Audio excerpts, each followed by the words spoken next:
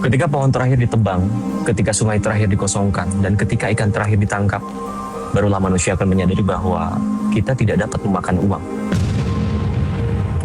Hutan hilang, digunduli untuk uang. Uangnya masuk ke segelintir orang. Lalu ketika batang terakhir rebah, mereka pergi. Seolah tanah yang mereka hancurkan ini bukan rumah bagi siapa-siapa. Sungai-sungai yang dulu jernih berubah menjadi arus duka.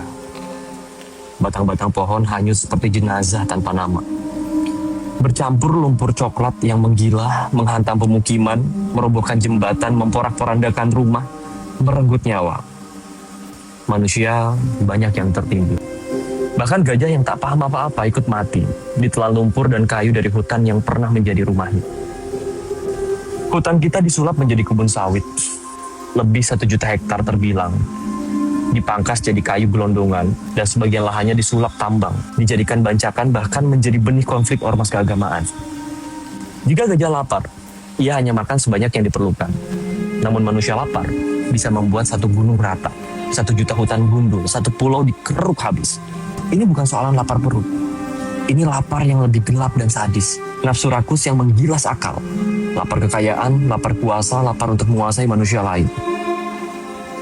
Lalu manusia-manusia rakus ini menumpuk harta, dan harta yang ditumpuknya itu mereka gunakan untuk mengendalikan orang.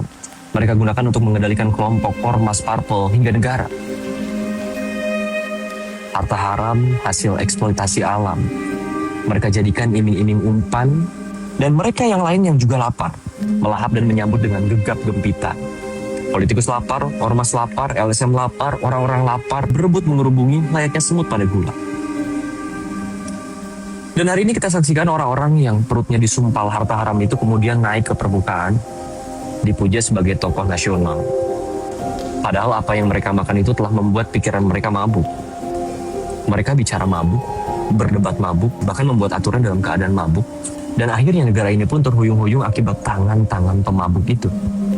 Namun ironinya setelah menghancurkan hutan, sungai, dan masa depan kita, mereka tetap duduk di posisi mereka, pada kursi-kursi empuk, yang siap disorot kamera, lalu tersenyum untuk headline di media yang juga mereka kuasai.